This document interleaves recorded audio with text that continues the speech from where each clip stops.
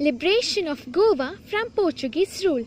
Goa celebrated its Independence Day on 19 December 1961, and this video is the story of Goa Liberation from 450 years of Portuguese rule and the subsequent merger into the Indian Union.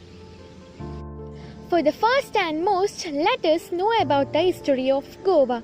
The evident history of Goa is that it is a part of Mauryan Empire at the 3rd century BCE. For the next 700 years, Goa was ruled by the Hindu dynasties such as Kadambas, Chalukyas and Yodhara. Until 1312, Goa was controlled by Muslim leaders. In the 15th century, European kingdom launched many voyages to find sea route to India, and it was in 1498 a Portuguese explorer Vasco da Gama finds the sea route and reaches Calicut. Over the years, Portuguese established many trading centers across the India.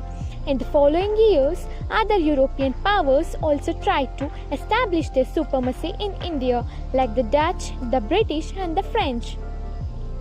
The Portuguese colonized India in 1510, conquering many parts of the western coast and establishing several colonies in the east.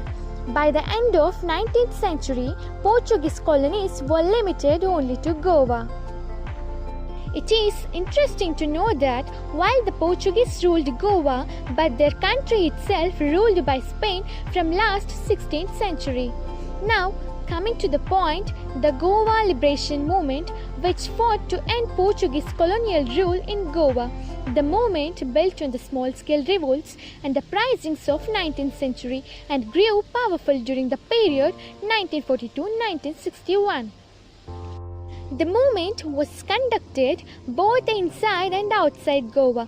The range of tactics including non-violent demonstrations, revolutionary methods and diplomatic efforts. After failure of many diplomatic talks, Nehru decided to give economic stress by closing trade activities between Goa and India. But this did not create any effect because of Pakistan's support to Goa.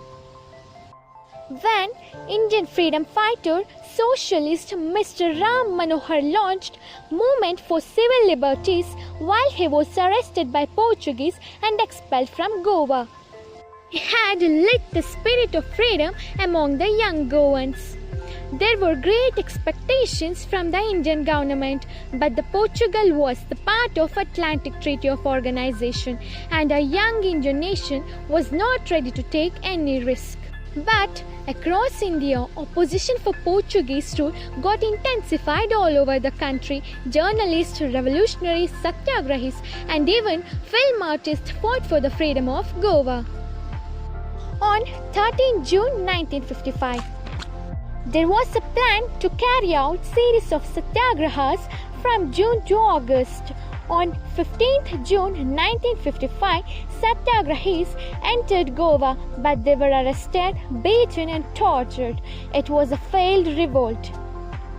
After 2 months, around 8,000 peoples all over the country marched into Goa. This time, the Portuguese opened fire, killing 32 satyagrahis.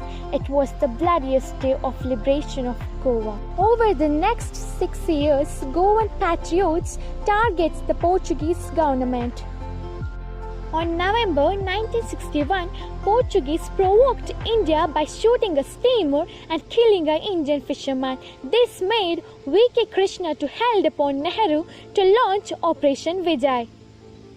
Prime Minister Jawaharlal Nehru ordered a military intervention for the liberation of Goa after all the diplomatic talks failed with Portuguese, thereby launching the Operation Vijay on 17th December 1961.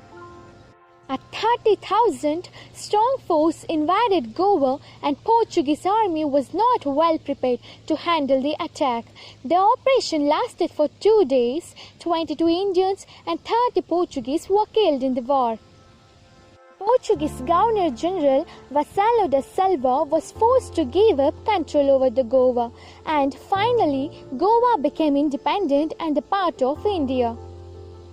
Major General K. Candid was appointed as the military governor of Goa and kept directly under the administration of the President of India. This is how Goa liberated from Portuguese rule. Jai Hind.